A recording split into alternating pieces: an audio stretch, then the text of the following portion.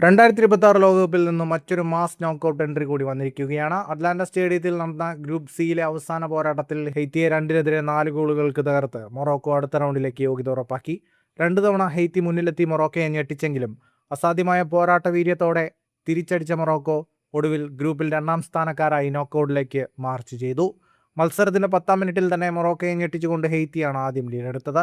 എന്നാൽ 39ാം മിനിറ്റിൽ അഷ്റഫ് ഹക്കീമിയിലൂടെ മൊറോക്കോ സമനില പിടിച്ചു. ഹെയ്ത്തി കീപ്പർ ക്ലിയർ ചെയ്യാൻ പരാജയപ്പെട്ട പന്ത് ഹക്കീമി വലയിലെത്തിക്കുകയായിരുന്നു. പക്ഷേ ആ സന്തോഷത്തിന് 4 മിനിറ്റിൻ്റെ ആയുസേ ഉണ്ടായിരുന്നുള്ളൂ.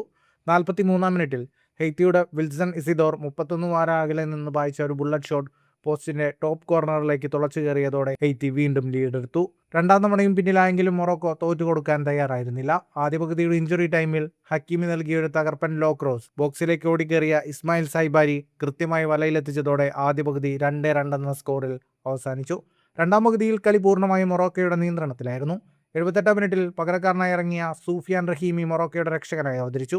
ചാഡ് റിയാദിന്റെ ഹെഡർ പാസിൽ നിന്നും റഹീമി പായിച്ച ഷോട്ട് ഹെയ്ത്തി ഡിഫൻഡറുടെ ശരീരത്തിൽ തട്ടി വലയിൽ കയറിയതോടെ മൊറോക്കോ ആദ്യമായി മത്സരത്തിൽ ലീഡെടുത്തു.